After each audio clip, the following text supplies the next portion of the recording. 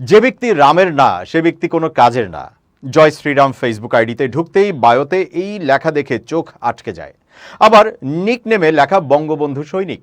ISKCON নেতা চিন্ময় কৃষ্ণ দাসকে গ্রেফতারের পর লিখেছে, হনুমানের লেজে আগুন দিতে নেই, জয় শ্রীরাম। সোশ্যাল মিডিয়ায় এভাবে উস্কানি ও হুমকি দিয়ে আইনজীবী হত্যায় সশস্ত্র অংশ নেয়া কে এই শুভকান্তি দাস?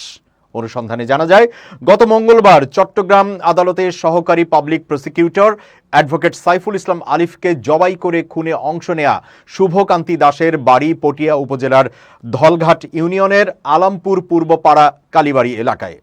বর্তমানে তার পরিবার চট্টগ্রাম নগরের পাঁচলাইশ থানার বাদুরতলা বড় গ্যারেজের মোড়ে তালেব ভবনের ৪র্থ তলায় বাস করেন। বাবার নাম সাগরকান্তি দাস, পেশায় ব্যবসায়ী।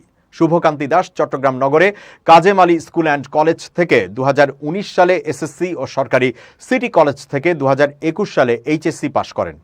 বর্তমানে চন্দনাইশের বিজিসি ট্রাস্ট বিশ্ববিদ্যালয়ে আইন বিভাগের ৩৬তম ব্যাচের ৪র্থ সেমিস্টারে পড়ছে।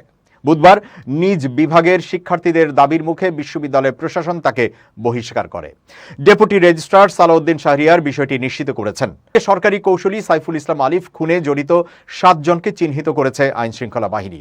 ওই আইনজীবীকে ১০-১৫ জনের একটি সংঘবদ্ধ দল আক্রমণ চালিয়ে নৃশংসভাবে হত্যা করে। তাদের মধ্যে সনাতন জাগরণ মঞ্চের নেতা চিন্ময় কৃষ্ণ দাসের অনুসারী, নিষিদ্ধ সংগঠন ছাত্রলীগের কর্মী, ইসকন সমর্থক আইনজীবী ও ক্লার্কও রয়েছেন। একটি ভিডিও ফুটেজে দেখা যায় ২৬ নভেম্বর বিকেলে সাইফুল ইসলাম আলিফ সহ আরও ১০-১২ জন আইনজীবীকে ধাওয়া দেয় সশস্ত্র দলটি।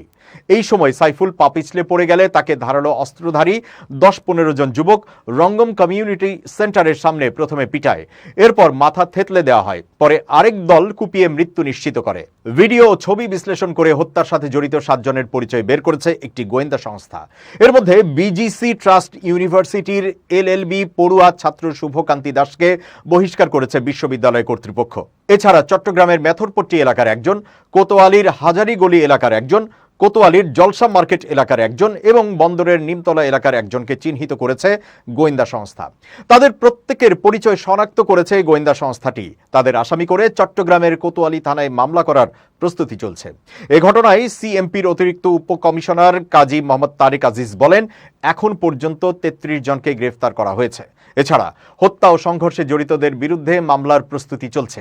উল্লেখ্য, ইসকন সমর্থিত সন্ত্রাসীরা চট্টগ্রাম আদালতের সহকারী public prosecutor advocate Saiful Islam আলিফকে কুপিয়ে হত্যা করলে হামলাকারীদের সাথে শ্রী শুভকান্তি দাসের ছবি সামাজিক যোগাযোগ মাধ্যমে ছড়িয়ে পড়ে।